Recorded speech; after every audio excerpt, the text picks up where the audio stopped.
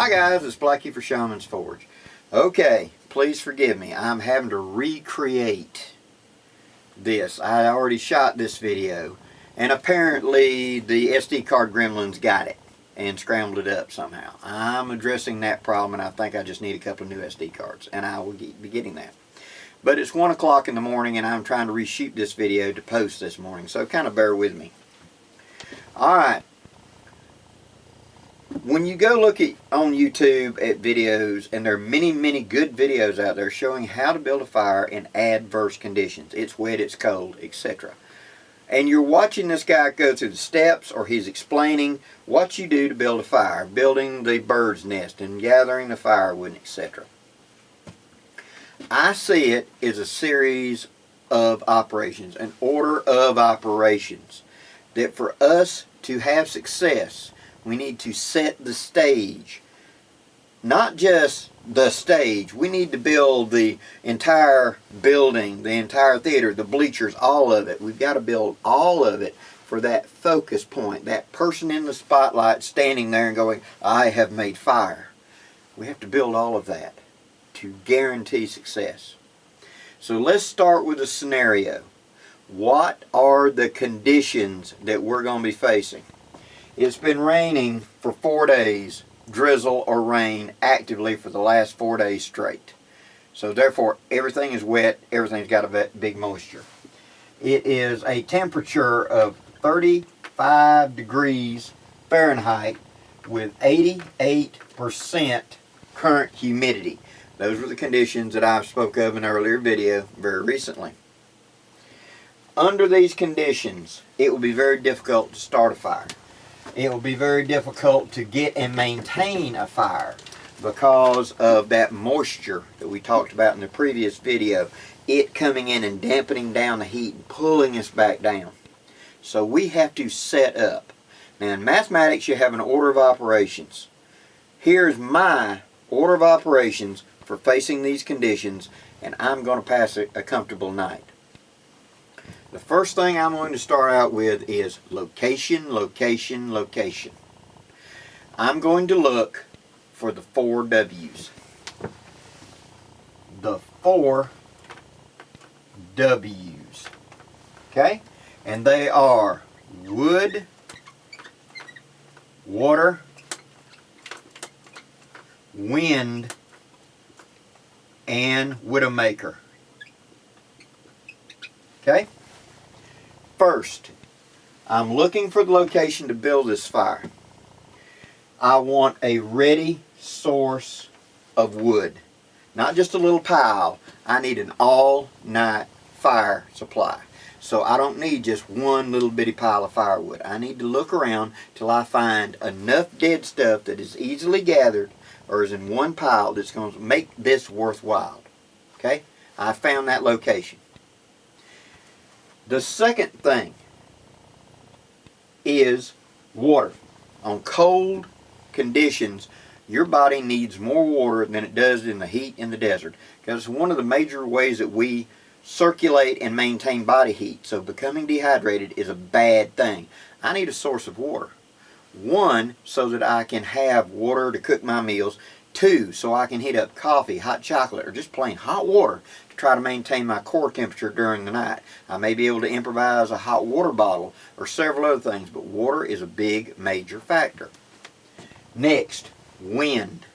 Where is the wind coming from? This also encompasses a little bit of position, because let's say I've got a valley. At the very bottom of the valley, cold air sinks, and at the bottom of the valley it will be physically colder than further up the ridge as that cold temperature is sunk to the bottom. So I need to find wood, water, and find an actual location to make this fire and shelter set that's going to give me the greatest benefit. I do not want the wind coming straight in the front. I do not want the wind coming straight from the back either. I want the wind at like a 45 to my shelter. Because if the wind is coming straight in, I eat the smoke and it's constantly blowing in. If the wind is coming directly from the back, this sets up a eddy effect, and the smoke does this. So I'm in the smoke all the time. So So I want it coming in at like a 45 to me. So it blows the excess smoke away, but I keep the heat. It's kind of like, imagine taking your raincoat and pulling out one side in the wind to shield something right here. I let the wind and the rain go by, but I want to shield this. So I want the edge of my shelter to block the ambient wind off of that. And lastly in this, widow makers. First action, I have found all these other resources. Now, look up.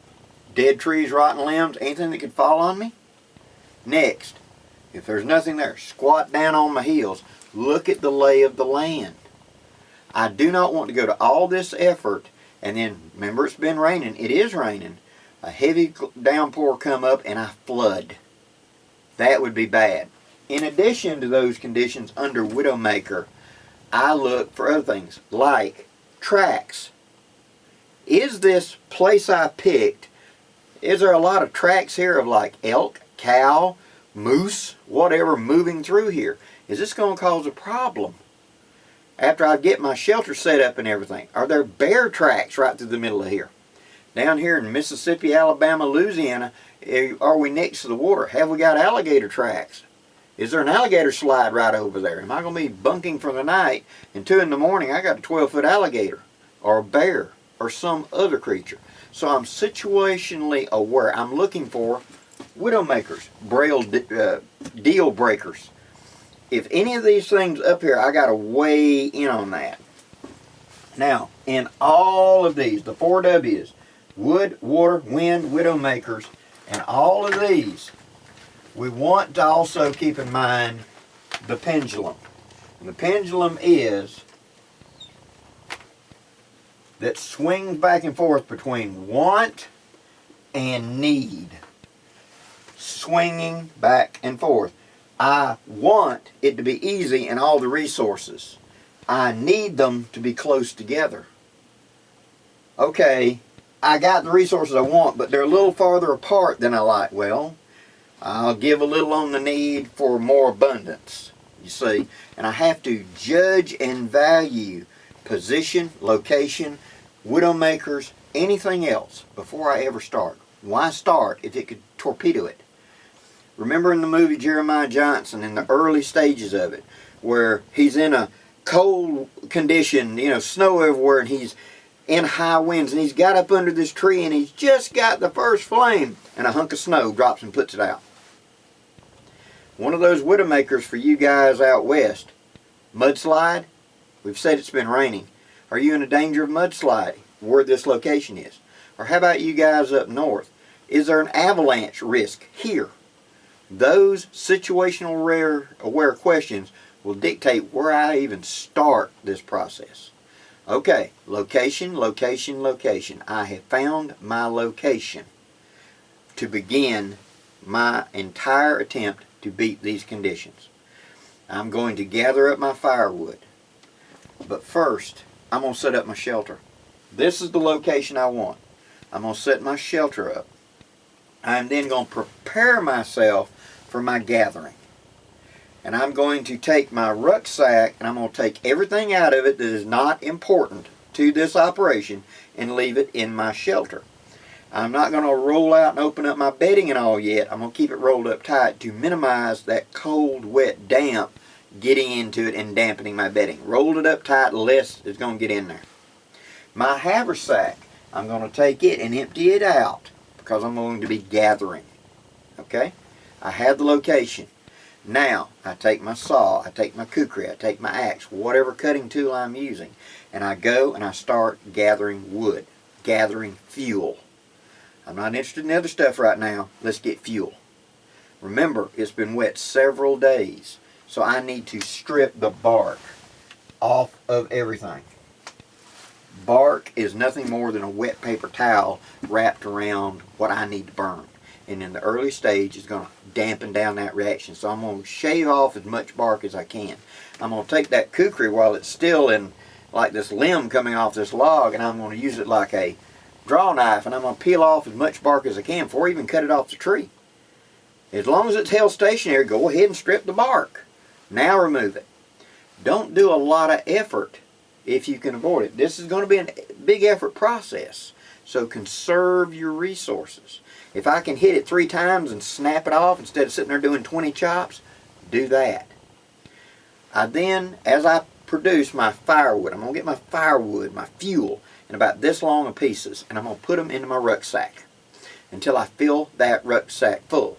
And I'm going to take it back to my tent, and I'm going to put it up underneath my tarp, under my awning, wherever, out of the direct moisture. I'm not going to split it yet. I just want it there. When I have sufficient supply, how much is a sufficient supply to me in 35 degree, 88% humidity conditions to start an arm load? How far out can you reach out and touch your fingertips? That void, fill it up. I want it solid with fuel wood that's been stripped to bark and ready to go. When I've got that big a pile, I'm ready to go to my next step. That is, I have created my fuel pile. Now I come down and I'm looking for my smaller stuff. Now I'm looking for smalls. And I look for the dry stuff that when I grab it, it snaps it. Again, if I can strip the bark off where it is, do it. Snap it and put it in the pack. Snap it and put it in there. The fine stuff goes in the haversack. It's a pretty good size, pencil size, thumb size. That goes into the haversack. That goes into the rucksack. Fill it up. I mean, fill it up. I want as much of this as I can get. Right here, if I can, like I said, it's still coming off this tree. Take the back of my knife, strip all of it. Now snap it off. Now put it in. Leave as much of that wet bark out there as I can. I want it all dry. I want it all helping me. After I've gathered that and I've got it back to the tent, I'm going to call it a tent, but it'd be a tarp or whatever. I've got my shelter set up. I then start looking for my tinder bundle and my bird's nest. I'm going to create a tinder bundle and I'm going to put a bird's nest in it, combining the two. That sticks and stuff, and then I'm going to make a bird's nest to actually catch my flame and grow it. We want every step set up. Now, what am I going to gather? If a tree has been standing here in the rain, we use this limb, and the rain has been coming from this direction for the last 3 days. That whole side of the tree is sopping wet. Dead opposite of it will be slightly drier. Not dry, but slightly drier. The water's been hitting and running on this side. On this side it's getting like little splashes. It'll be this side of the birch tree, of the cedar trees or whatever, that I'm stripping off and getting as dry as I can pieces. Gather up as much of the fine stuff. Say I pick up something that's snaps, it's been up off the ground. I don't want anything on the ground. I want it up in the air. I want to shake it vigorously to get rid of any moisture I can to get it come off of it. If there's a bark or something, I'll take it off right quick. Snap it, put it in the haversack until I fill that haversack solid full. That's going to become my bird nest, but we'll get to that. Now I have gathered all my resources. I get back to my shelter, and I am going to sit under my shelter and prepare to process. The first thing I'm going to do is I'm going to take 1 or 2 of those pieces of fuel and I'm going to split them, and I'm going to lay them out flat like a raft in my chosen fire area. I want to put them down as a barrier to any moisture coming up, because remember, I'm about to create heat. The ground is wet. I don't want this heat to come up, and remember that moisture we talked about? The moisture start coming up from this dirt underneath, and it's like putting a fire hose in the middle of my fire, or putting a fire extinguisher. I want to shut off that moisture coming up. So I'm going to take those split in halves, lay them like that, and put them as tight as I can and wedge them. I may even drive a stake or 2 to keep them together if they want to separate. On top of this, I'm going to take 2 good sized pieces of fuel I'm going to put in an open V like this, so that this area in here is open. Now I will begin setting up. I will take my fines, my real small fines, and I have dried them every way I can. I've split them, etc. And I'm going to create my tinder bundle. I'm going to lay my tinder bundle out straight out, not try to round it. I'm going to lay it out in long strip.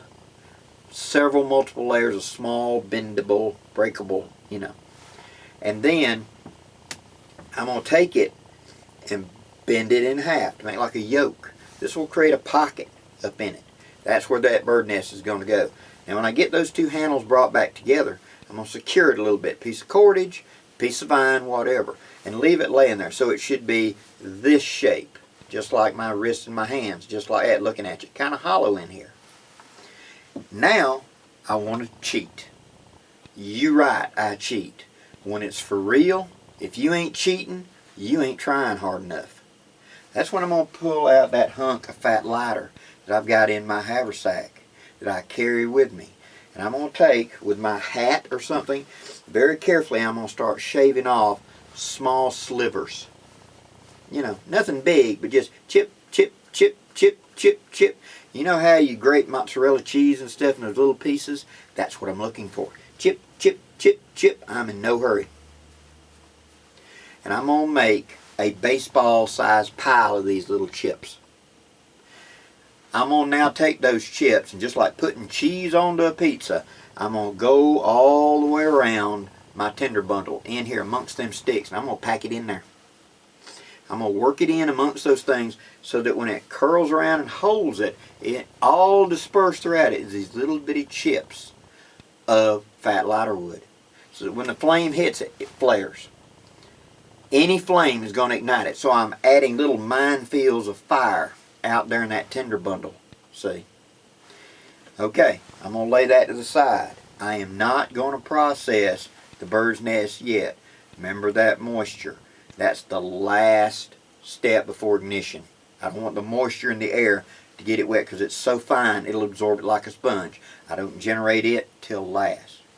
I will now split up some kindling. I will split up some more stuff.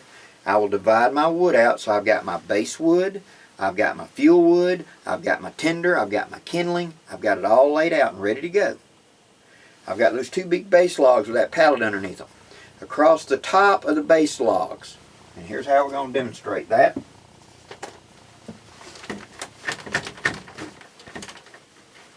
This is going to be my fire lay. Right here is those split pieces that I spoke about that I made as a base. Right here are the two fire dogs laying out there, pretty good sized logs with that open V toward me. I'm going to take kindling pieces about the size of my thumb and I'm going to run across the top of them, making a raft right there across the top of that V right across here, so that when I take the now ignited bird's nest and shove it underneath there into that V, that fire goes straight up and is ready to go. Okay? Now that I've got this set up here on top, I'm going to build a small open log cabin steady, just like this. I want that open right there in the middle of it, almost like a little box. Now into this box, I'm going to put some fines. Some stuff that's good, but it's not what I really want. It's going to go in there. I'm going to put some more of them shavings of that fat wood in there too. A few pretty good sized pieces of fat wood. And I'm going to stand them up from the center out toward the four corners. Pencil sized splits leaning to the outside. So once they ignite, the flame runs up them and spreads up. Okay? Now I've got the rest of my stuff ready, and I've got some pretty good long pieces, inch diameter or so. And they're prepared and they're here so that I can come up once this ignites and I can lay them like a teepee over the top of it. Okay? We have now created our dry base. We've created our raised fire pit. We've now set up the fire pit where I can stick the fire into the V, and that fire is going to raise straight up into that box, that hollow open log cabin where I've got my smalls and stuff ready to catch that flame and go. I have small wood ready to go, kindling, that I can lay on here on top of it, and I have these larger pieces to lay across the top once I get a good column of flame and lay them in and get a teepee going up. Okay? I'm ready to go with this. My basic lay is set up. Now, I take a couple of my smalls, the ones that look good for it, and I've laid them to the side, and I start making feather sticks quickly. As I produce the feather stick, I'm going to lay it and I'm going to cover it up with a haversack or something. I'll make the next one. I do not want this split out wood exposed to the air any longer than I have to. I make it and I cover it up. I make it and I cover it up. I want at least 10 of them ready to go. And I'm going to take at least 5 or 6, and it's going in that hollow box on top of those little pieces and that dry stuff and that stuff. So when that fire hits it, it's got something to catch. It's dry. It's ready to go. And that's going to go right in there in the middle. I'm going to go ahead and lean a couple of my TP tops on top of it to hold it in place. As I create that heat, I want that heat to have to rise up and dry multiple layers. Plenty of oxygen. Don't smother it. This is open. But I want those flames to start coming up and immediately start drying and setting what's above it. I want more layers of flammability. Notice I've been using a lot of fat wood mixed in. You dang right. I want a column of flame going up. Not just a pencil. I want it as big as a coffee can of flames all over, doing like that. And heating and drying up. I need that thermal mass to quickly transfer. Okay? This is ready. I now have my feather sticks ready. Now I process my bird's nest. I bring out that stuff out of my haversack that looked in. We know it's going to be marginal. I'm going to process it. I'm going to wring it. I'm going to roll it. I'm going to do everything I can by heat and friction. I'm going to work quickly to try to dry it. I'm going to put something dry right here. A bandana or something will be draped across. A lot of times I'll turn my hat upside down and put this in my hat. And I'll start wriggling it and have it catch all those super fine shavings that I'm generating. And I'm crushing and I'm adding more. And I keep rolling and crushing and tearing and everything. I mean, get into it. Build some body heat up. Come on. As you're doing that, I'm drying it. I'm cracking it. I'm bringing it to the point. Now, I'm at the moment. If I'm going to be using a ferro rod, remember that trick I taught you way back of splitting off a big piece about the size, half the size of a pencil of fat wood and standing it vertically and putting a bunch of shavings under it? Now'd be a good time to do that if all you got is ferro rod. If I've got a Bic lighter or I've got a match, I'm going to use them. Flame's my friend in these conditions. So that's the reason I'm doing that with the fat wood and the shavings, to create that long flame, that heat. I need it. Now, and only now, do I put that manufactured bird nest into my tinder bundle holder, and I will pull out of my fire kit the dry, powder dry tinder that I use as part of my fire set. Shredded cedar bark with a little bit of bull thistle mixed in for flash tinder. I'm going to put that in the middle of what I've already generated. So I know that's bone dry. I have several long slivers of fat wood at the ready, like a match. So if I get any kind of flame, I'm going to reach in and try to catch it on fire and then add it. Okay? We're at the critical moment. If the wind's been dying down and going, I'll wait for a moment when the wind's not howling. I'm ready. I'm set. I got everything. I do my strike. Chick. Poof. My tinder bundle catches fire. The minute I get it, I pick it up and I roll it on its side. I let those flames roll up into it. Remember, in that tinder bundle on the outside of that bird's nest, there are little pieces of fat lighter that I put in. They start to catch. I get flames. When I'll turn it, I'll make sure I get plenty of air until I get 2 or 3 inches of flame coming off of it. Only then, when I have a good curtain of flame on it, do I put it into my fire pit, into that hot spot. And I'm going to make sure it starts transferring. As I'm holding it there, I'm going to grab those long matches I talked about, made of slivers of fat wood. I'm going to stick in there and I'm going to light it. As soon as it lights, I'm going to shove it up here in the top of that hollow box into my feather sticks. And I'm going to let the flames go up in there. As it catches, as the flames go up, I'm going to let it have plenty of oxygen. If I'm going to fan, I'm going to fan down here at the bottom. I'm going to fan a little bit with my hand, like that. I don't want to blow. There's moisture in my air coming out of my lungs. This is just the ambient air. I can't dry it anymore. But I get a little bit coming from the bottom. I want to see those flames start working up. When the flames start licking up, and they're coming out the top of that box, and they're getting up here and starting to TP, I start feeding in my smalls that I've dried and I've got right here. I'm going in the top. I don't smother it. As the flames begin to go through it and they come way above, I want a 1/2 inch of flame above my fuel before I add another layer to it. I want the ends of these TP poles that I've got stuck up here like this, they're going to start drying and catching now. Once I get flames coming above the TP, I know I've got it. Now I keep feeding it. A little at a time. A little bit more. Bring out. Take that small, shake it in the air right quick, wipe it, put it in there. Once I got flames going, I'll start making more feather sticks. Stick it in there. Stick it in there. I've got a basketball size coal now with fire coming good. Now I go to my fuel that I've split down and I'm ready to go. And I'm going to take my knife and I'm going to, not really feather stick it, but I'm going to shave off the surface right quick to dry it. Get to that drier core. I'm going to lay that stick in there.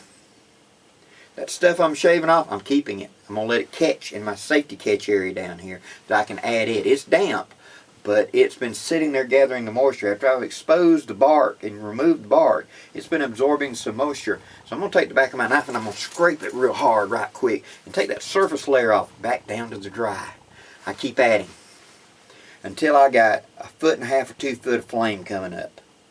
Only then do I take the break. Do I sit back, take the breath, watch it.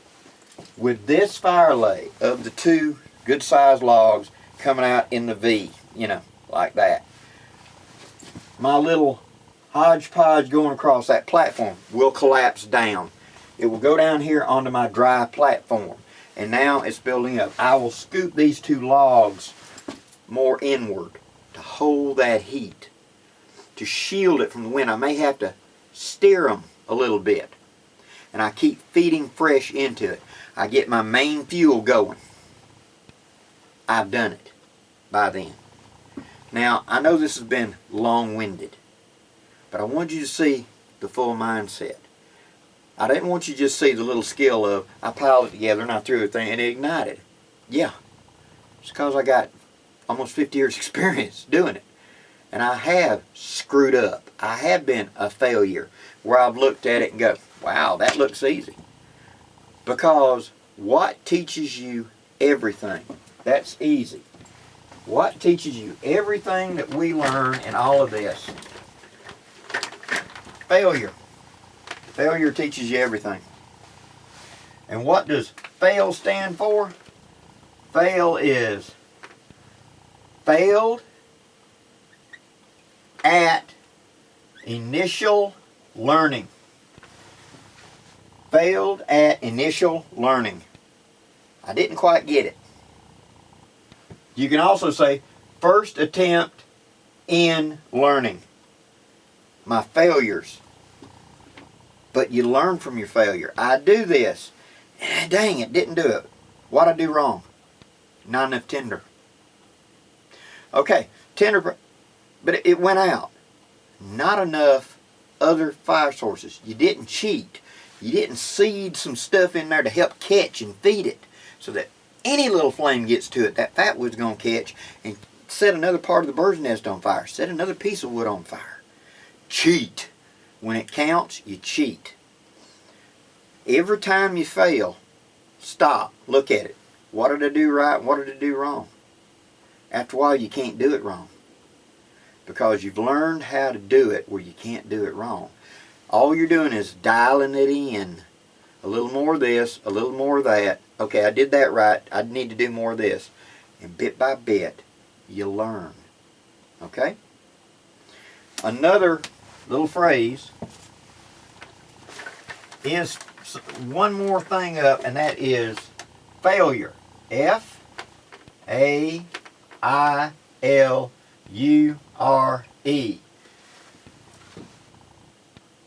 Failed attempt in learning unrealistic expectation. What is an unrealistic expectation? It's 35 degrees. It's 80% humidity. I'm going to gather up stuff laying on the ground and I'm going to hit it with a ferro rod and it's magically going to catch fire. That's unrealistic. You have to be realistic to your environment. Remember them 4 W's. Location, location, location. I want wood. Why do I stress that? Because there was one time in very bad conditions, I found a downed tree. It was a little tree. I thought, hey, this is great, great location. And I went and built my fire, and the temperature plummeted that night. And by 11 o'clock that night, I had completely exhausted that fire resource. There was nothing left to burn. There was nothing left within a half mile of me that was dead and I could burn it. And here it is midnight and the temperature's dropping like a rock and I'm out of fuel. I didn't seek out that resource. Water, I didn't seek out enough and it cost me. Widowmakers, I didn't notice my environment and it cost me. You've got to take all those factors in before I even start. And then once I do start, I want to set the stage at each step. I want to gather my fuel. I want to gather my smalls. I want to gather my tinder. I want to gather my stuff to make my bird's nest.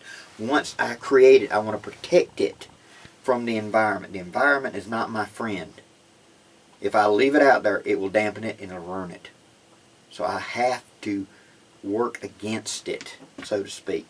I have to cheat and set the odds in my favor.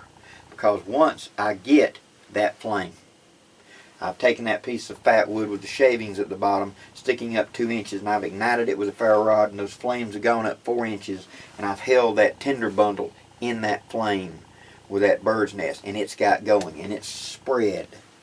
And I turn it, and I add it to get all those little giblets I put in there on fire. So now it's a writhing cauldron of flame, and I stick it into that fire socket. And I let it go up into that hollow box. And now I'm adding. And I'm going to show you this in-depth actual fire build and do it. This is the pre-setup. This is the mindset of what's happening. And then as those flames go up, in comes the TP stuff. Catching the heat as it's trying to run away and holding it at the top of the fire so that heat helps dry, helps build. Step, step, step, step. Each little step sets me up for success. I know this has been a long video, guys, and I'm sorry I didn't build it for you at the first. I will be building it shortly. But I wanted us to have this discussion so you know where I'm coming from, what my mindset is, what all the processes is, so that when you see it and I explain it, you know where we're coming from. I hope this helps, guys. Please leave any questions or comments, and if you haven't subscribed, please do. Till next time, I'm Blackie for Shaman's Forge Woodscraft. Wishing you safe journeys. Have a great day, guys.